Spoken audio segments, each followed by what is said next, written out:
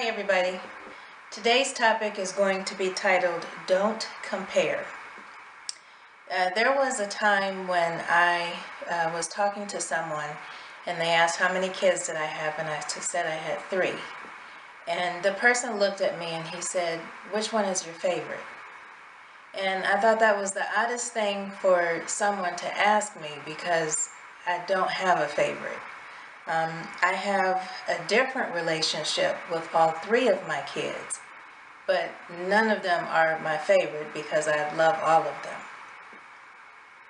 My son is 20, I have a daughter that is 15, and I have my youngest daughter who is 5. All of them came from the same mother, but all of them were raised a little differently, and that is based on my knowledge, my experience, and my walk with God. There is a poem that, if you're interested in reading it or listening to it, it's called My Book of Instructions, and that is a poem where I go into more detail about how we're to raise our kids, or the challenges of raising our kids. If you're not interested, it's okay, but it's a video that I did a while back ago. It would be wrong of any of my kids to look at this one or look at that one and say, gosh, comparing my relationship with my mother, it doesn't look like that, or it doesn't look like that, or she didn't do that for me, or she didn't do that for me. That would be wrong of my kids to do that. Just like it is wrong for us when we actually look to God and say, why is it that he did that for that person? Why did they get that and not me? Why do they get a house and I don't? Why do they get to be happily married and I don't?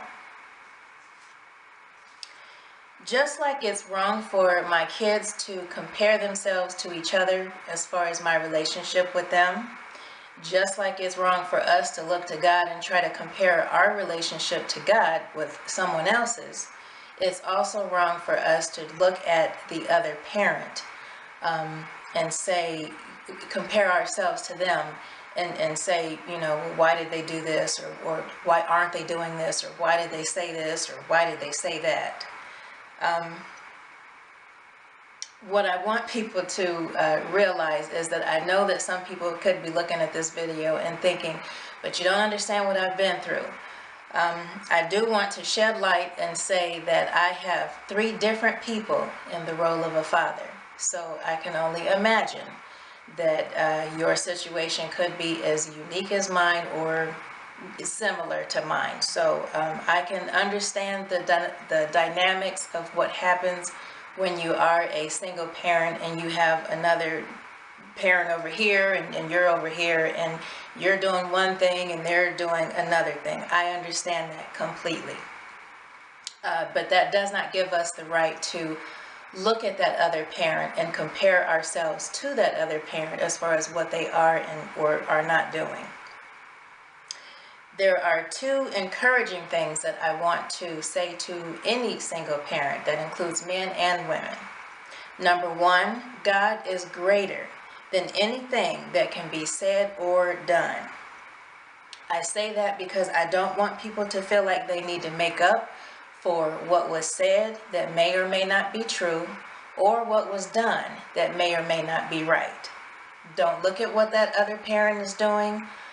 The most important thing for us to remember, and yes, I said us because I'm speaking to myself also, the most important thing for us to remember is that God is bigger than anything that can be said or done to us or against us. The second thing is to focus on ourselves.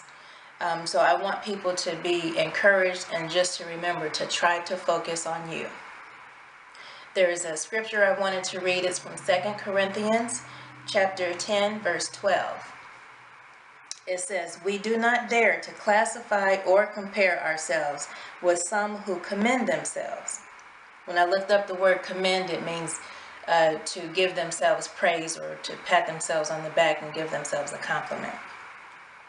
When they measure themselves by themselves and compare themselves with themselves, they are not wise.